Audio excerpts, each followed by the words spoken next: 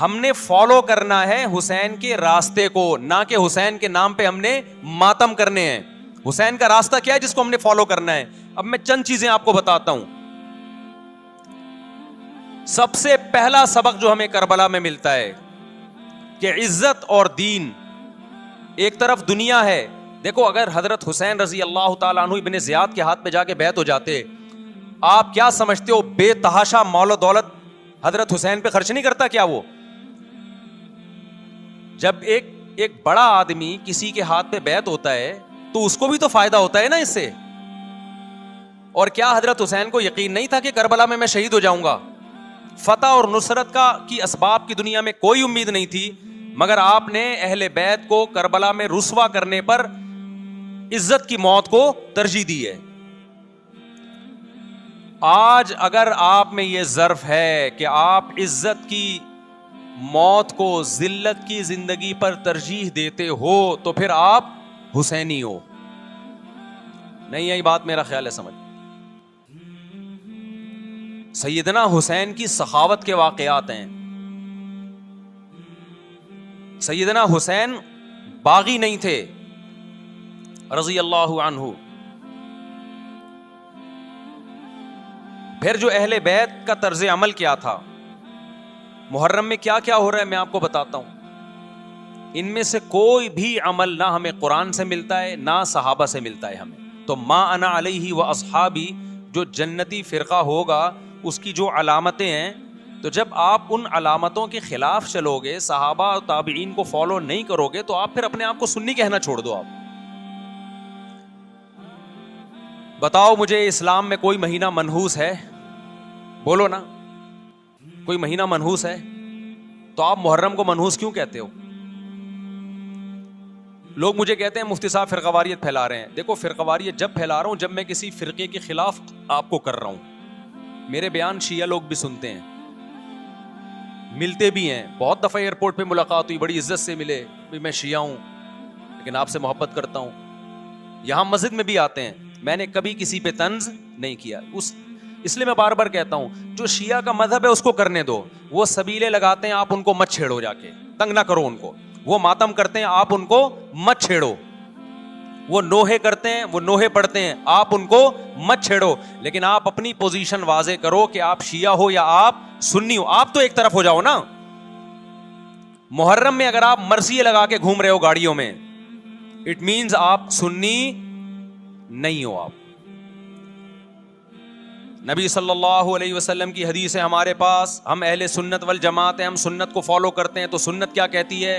میتوں پہ گریبان چاک کرنا, میتوں پہ چیخ و پکار کر کے رونا. آپ نے فرمایا لیس منا, وہ ہم میں سے نہیں ہے. اور اس عمل پہ آپ صلی اللہ علیہ وسلم نے لعنت فرمائی ہے.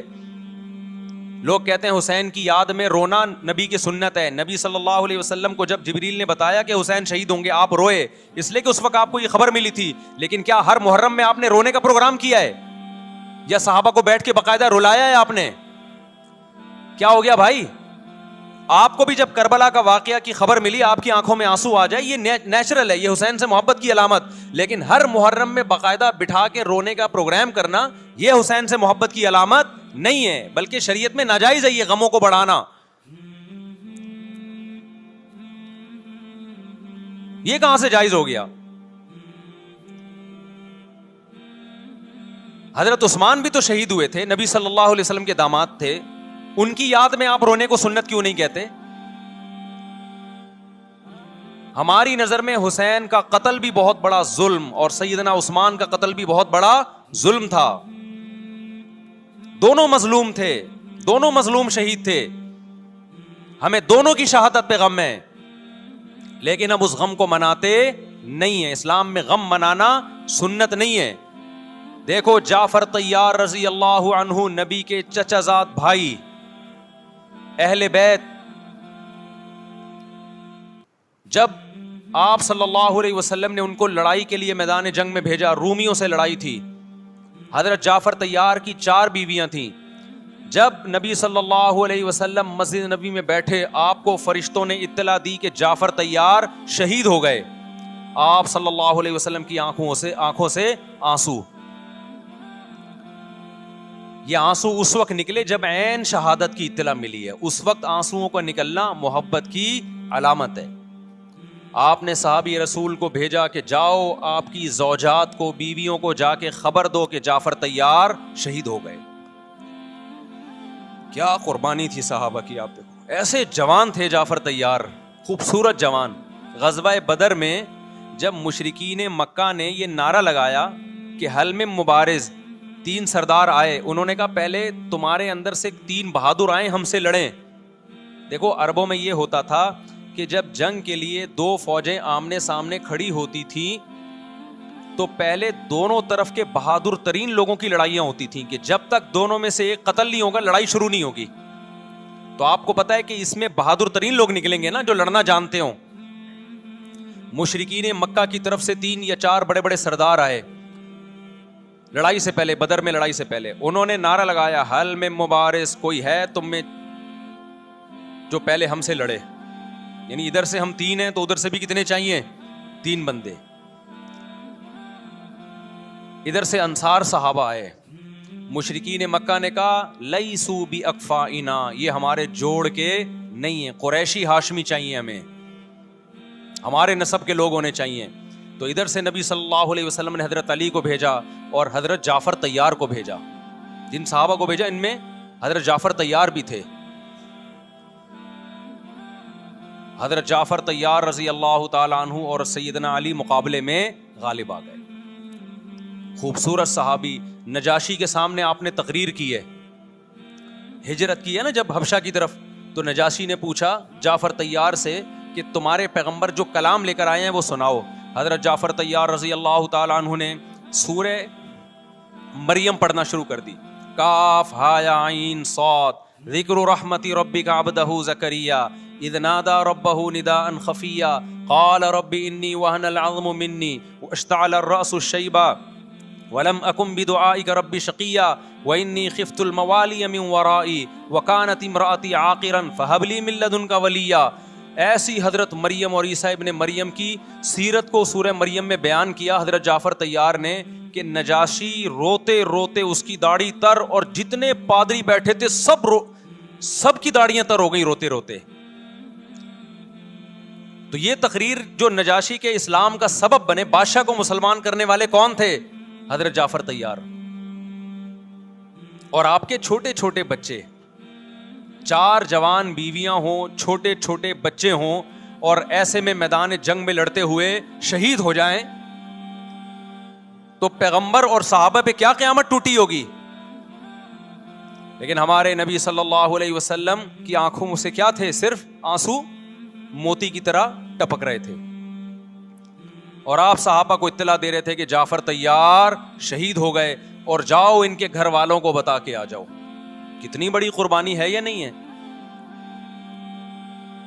جب خبر دینے والا آپ کی ازواج کو بتا کے آیا کہ جعفر طیار شہید ہو گئے تو آپ کے گھروں سے خواتین کے رونے کی آوازیں آئیں۔ آپ صلی اللہ علیہ وسلم نے فرمایا ان سے بولو کہ اپنی آواز کو پست کرو۔ پھر چیخو پکار کی آواز آئی تو آپ نے فرمایا کہ اگر دوبارہ چیخو پکار کی آواز آئے تو ان کے منہ پہ خاک پھینک دو۔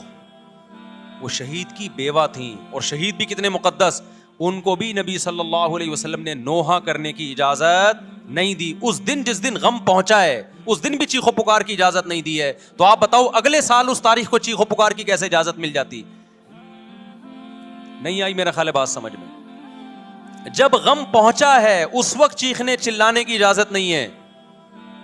چھوٹے چھوٹے یتیم بچے، حضرت جعفر طیار کے چھوٹے چھوٹے یتیم بچے، کتنا غم ہوتا ہے جب چھوٹے چھوٹے بچے ان کا باپ دنیا سے چلا جائے، کتنا ترس آتا ہے ان کے اوپر۔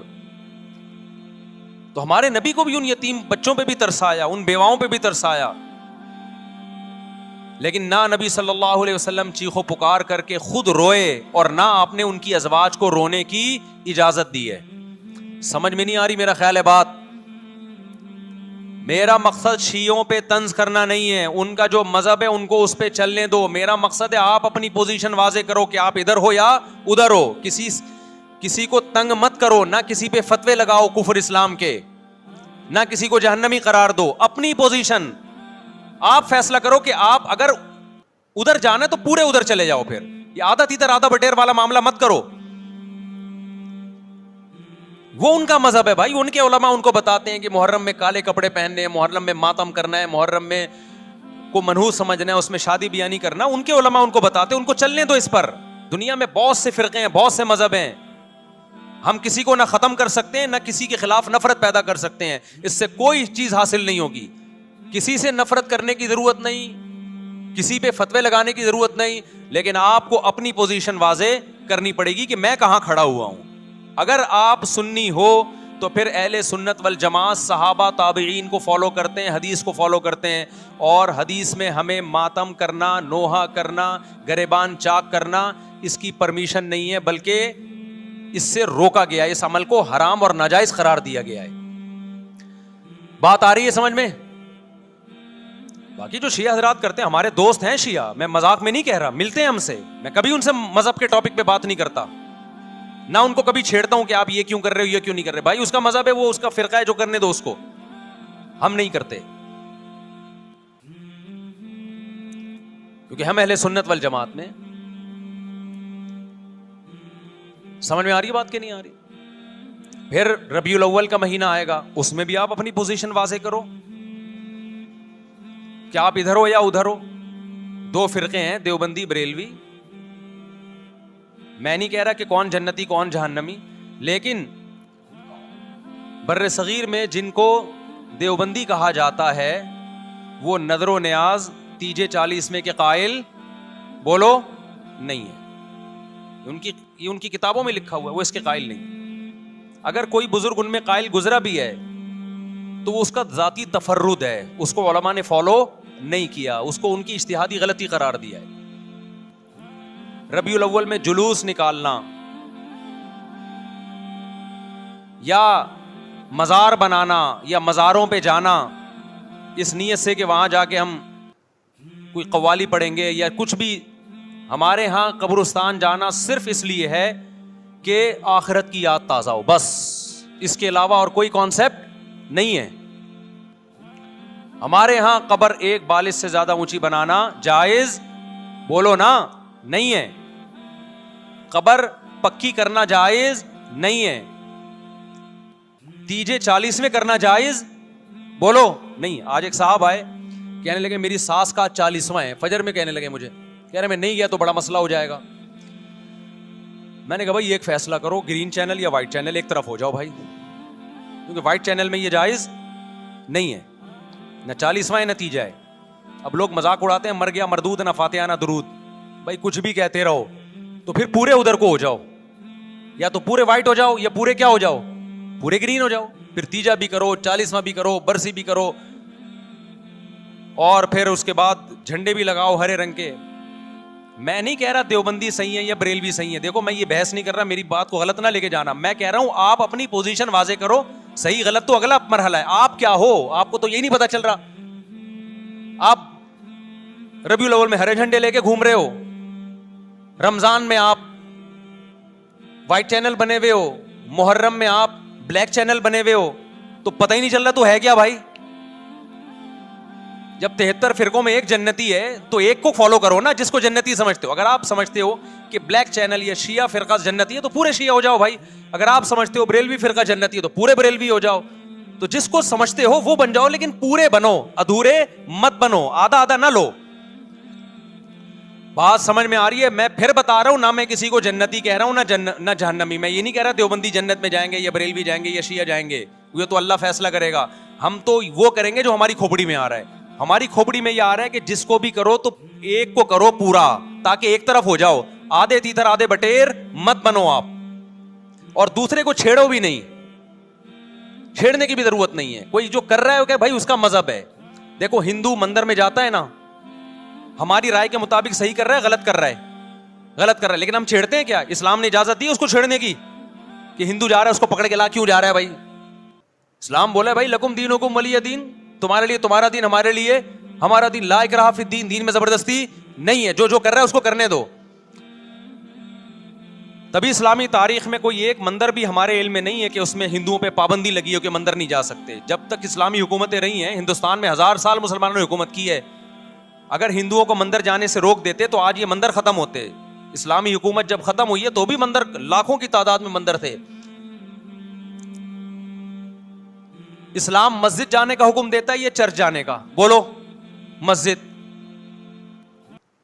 چرچ جانے کو غلط سمجھتا ہے کیونکہ وہاں غیر اللہ کی, عیسیٰ ابن مریم کی عبادت ہو رہی ہے. لیکن کیا اسلام آپ کو پرمیشن دیتا ہے کہ کوئی عیسائی چرچ جا رہا ہو تو آپ اس کو روکو کہ تو کیوں جا رہا ہے بے, مسجد میں آ؟ اجازت دیتا ہے؟ یا اسلام یہ کہتا ہے کہ اس سے بدتمیزی شروع کر دو آپ؟ بولو کیا ہو گیا, آپ کو سبق یاد کرا رہا ہوں میں, بدتمیزی شروع کر دو. یا اسلام یہ اجازت دیتا ہے کہ اس سے اچھا سلوک نہ کرو؟ قطعاً اجازت نہیں, بلکہ قرآن تو کہہ رہے ہیں ان اللہ یحب المقسطین, جو غیر مسلم تم سے لڑ نہیں رہے میدان جنگ میں, ان سے تمہیں اچھا سلوک کرنا پڑے گا, کیونکہ اللہ اچھا سلوک کرنے والوں کو پسند کرتا ہے. صحابہ کرام غیر مسلموں کو بھی ہدیے دیا کرتے تھے, نبی صلی اللہ علیہ وسلم نے یہودیوں کو بھی ہدیے دیے.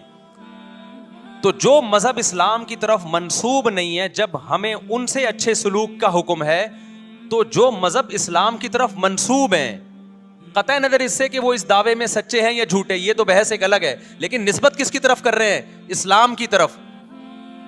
تو ہمیں ان سے بدتمیزی بدسلوکی کی کہاں سے اجازت ہوگی؟ تو میں نہیں کہہ رہا کہ آپ شیعہ بریلویوں سے دشمنی کرنا شروع کر دو, ان کی دعوتیں اٹینڈ نہ کرو, ان سے کاروبار چھوڑ دو, یا ان کو جا کے تنگ کرو, کیوں سبیل لگا کے بیٹھے ہو, کیوں ماتم کر رہے ہو. یہ کام مت کرو آپ. ہمارا ملک اس فرقہ واریت کا متحمل نہیں ہے, سے فساد پھیلتا ہے. لیکن اپنی پوزیشن آپ واضح کرو, ایک لکیر ہے آپ کھینچ دو. اگر کوئی شخص آپ کے سامنے صحابہ کو برا بھلا کہتا ہے, آپ بولو بھائی یہ میری باؤنڈری کیا ہو رہی ہے, کراس. میرے سامنے آپ کو ان بزرگوں کے خلاف بولنے کی اجازت نہیں ہے جن سے مجھے عقیدت ہے.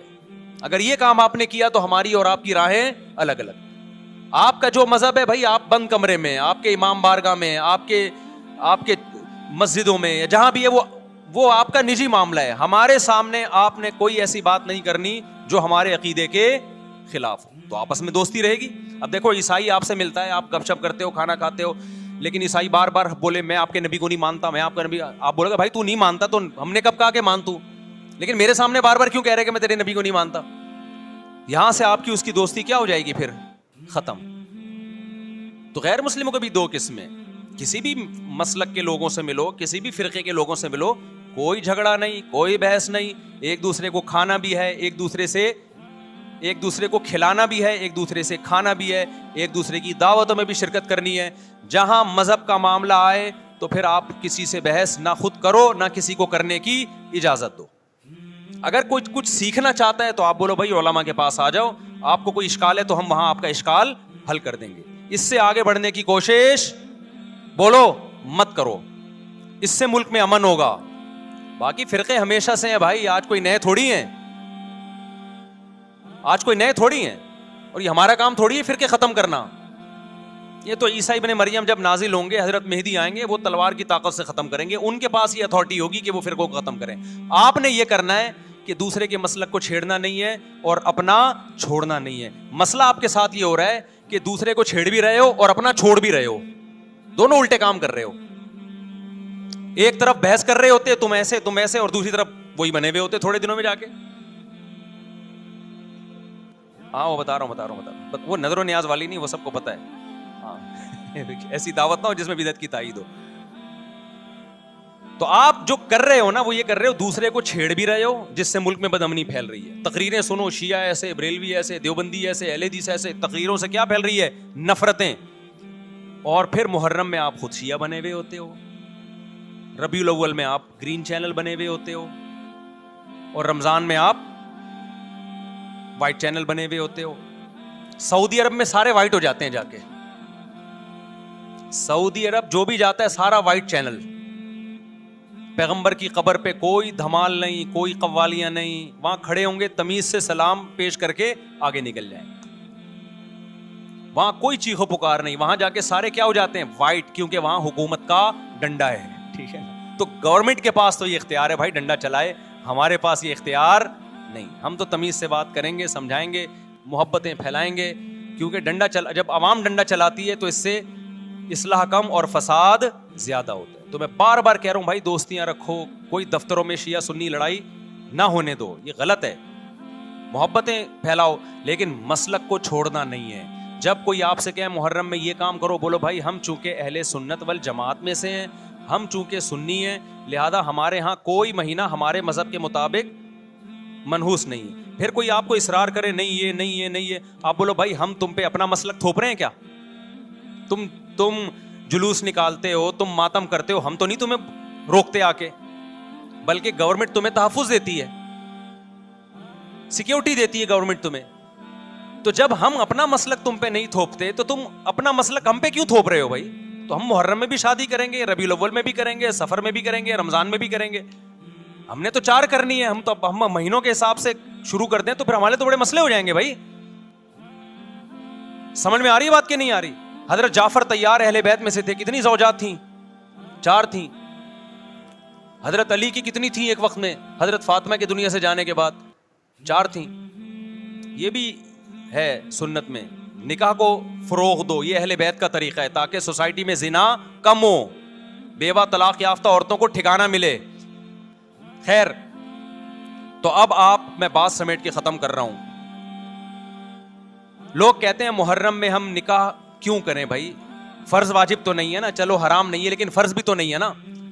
لوگ یہ بھی کہتے ہیں, دیکھو جب قرآن نے کسی چیز کو حلال قرار دیا ہو نا, تو قرآن اس کو پسند نہیں کرتا کہ آپ عملاً اس کو حرام کر دو. دیکھو مشرکین مکہ کیا کرتے تھے, بتوں کے نام پہ جانور چھوڑتے تھے, پھر ان کا گوشت نہیں کھاتے تھے. اللہ نے فرمایا کہ تم نے ایک خدا کی حلال کردہ چیز کو کیسے حرام کر دیا تم نے.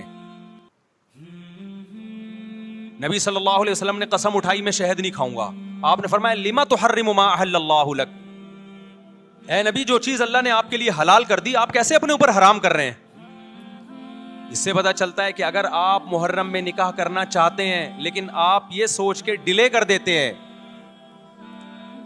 کہ بھائی اس مہینے میں لوگ نکاح کو برا سمجھتے ہیں, تو یہ ڈیلے کرنا آپ کے لیے ناجائز ہوگا. کیونکہ لما تحرم ما احل اللہ لک, اللہ نے جس چیز کو تمہارے لیے حلال کیا تم نے کس دلیل کی بیس کے پر اپنے اوپر پابندی لگائی ہے اس پر.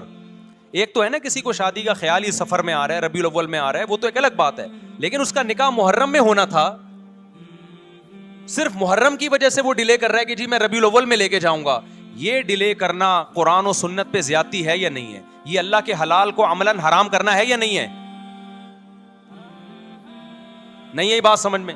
پھر اگر کوئی شیعہ آپ سے کہتا ہے کہ بھئی آپ ہمیں چھیڑنے کے لیے کام کر رہے ہو, آپ بولو نہیں بھائی ہم آپ کو چھیڑنے کے لیے نہیں کر رہے, آپ کا مسلک ہے, آپ اس پر عمل کریں, ہمیں اس پہ کوئی اعتراض نہیں ہے. لیکن ہم کس کے پر عمل کریں گے؟